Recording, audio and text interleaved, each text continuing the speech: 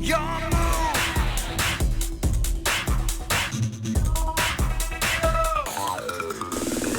One of the modules that we have in game design is called Games and Culture. In this course we learn all about how different examples of culture can be seen through games. For one of our assignments, we had to go to a chosen location, perform observations and interviews. Our group decided that the location that we would go to would be Gamers World in Dublin, and the game that we would observe would be Yu-Gi-Oh! Yu-Gi-Oh! Is a 3-decade-old card game, originally a manga, that eventually became published by Konami, where two players duel each other with a wide variety of different monsters, spells, and trap cards that you would summon to try and defeat your opponents.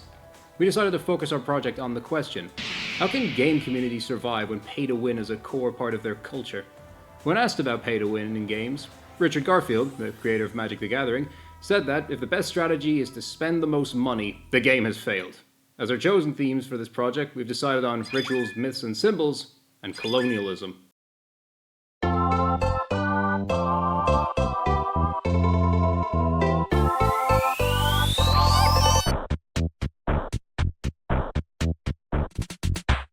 Initial observations. Upon first entering Gamers World, it was made clear that the customers of the store were predominantly male. This was made even more apparent when we came a second time to observe a Yu-Gi-Oh! Tournament. The venue was small, and became crowded quite quickly. We noticed that they sold Yu-Gi-Oh! Cards in addition to many board games. Theme 1. Rituals, Myths, and Symbols. The card game Yu-Gi-Oh! Centers around a set of processes that allow the players to play the game. When the game reached foreign audiences, it started getting censored, which a lot of players didn't support. Censorship would predominantly affect character designs and religious symbols. Based on this, we asked a couple of players the following opening questions. Do you think the ritual of playing can be addictive? One group answered that they do agree that the game can be addictive because of how ritualistic it is. Another group said that, quote, the gamble of opening cards can be addictive. We saw this be true during our first observation where we interviewed members of the Pokemon card community. So, this addictive feeling of opening card packs doesn't necessarily just affect the one community. Many other players, when asked about why they started or returned to Yu-Gi-Oh!, said that the card collection aspects and desire to complete collections or sets was very present. Quote, some people just like to complete sets. Everyone loved to have a collection of something when they were kids. As an adult, it's just a continuation of that. End quote.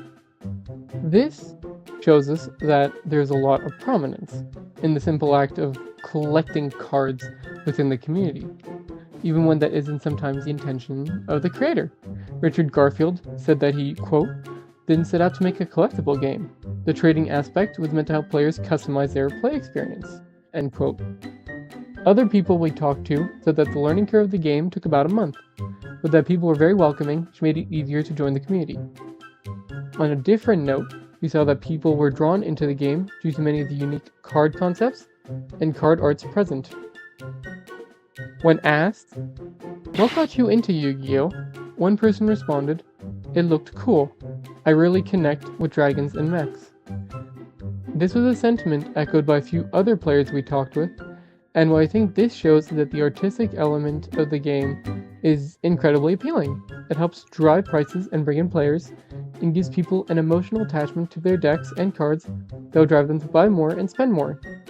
Most people said that certain cards featuring cool big robots were super appealing to them, and got them into the community, as well as that the Yu-Gi-Oh! Show played a huge part in getting people interested in the card game and set an iconic aesthetic and culture for the community. Do you think that certain cards should have been censored? We asked. The second group thought that censorship was mostly silly, like when they made a certain character's skirt a little longer or censored certain religious symbols. Another player would say, I understand why it's done, but at a certain point I don't see why it's necessary. Also sharing that a lot of players that they know have expressed a dislike for censorship in cards overall. The second theme that we decided on was colonialism, as we wanted to figure out if the community was taken over by hardcore players and or people that spend more money on cards or not.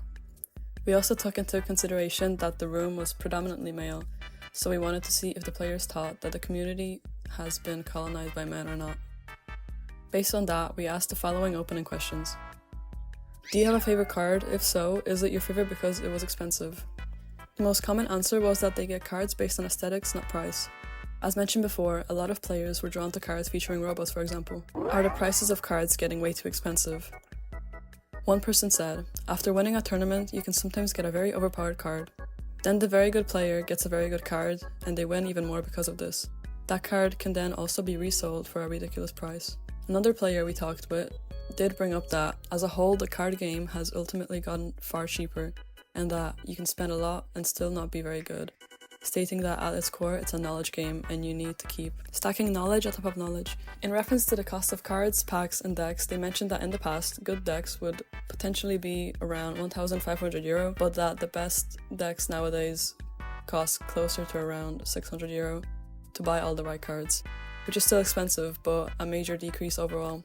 One of the main causes for this that we got was that the price change was a result of reprinting cards, which became very common by Konami. So certain meta cards that were really good and incredibly expensive became cheaper as more supply was provided to the community. When playing against someone who has spent a lot of money on cards, the other player can feel that the game is unfair, which makes the game less enjoyable. Ralph Koster, a game designer and author, has said that players are very sensitive to fairness. When monetization changes the core play experience, players feel it immediately. Do you think that there are more men than women in the community? If so, do you think that the community has been colonized by men? One of the answers that we got was that the community is predominantly male and gay. One of the groups also informed us that there used to be a lot of toxicity towards women in the community. The same group also said that the community tries to be inclusive and friendly, but there will always be the bad egg that is extra loud and makes the whole community look bad. The second group recalled a personal experience with the toxicity in the community. They mentioned how they used to see a local player around all the time, and they eventually stopped showing up. And when they asked her about it, she said that she had an unpleasant encounter with one of the male players when they said that Yu-Gi-Oh is a male game to her, and so she felt unwelcome and stopped showing up. The workers were kind enough to give us some information as well. They explained how people sign up for tournaments at Gamers World.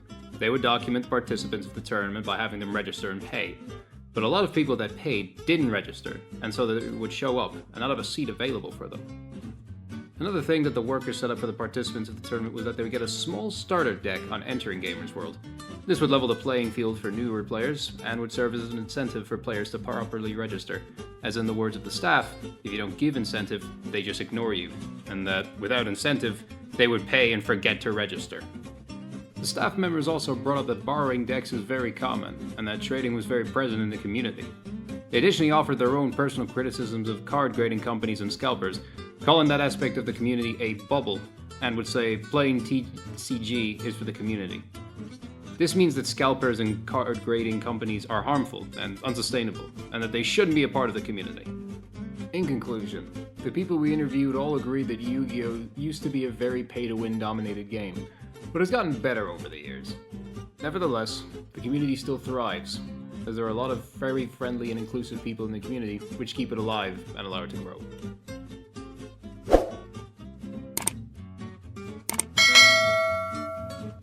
Like, comment, and subscribe.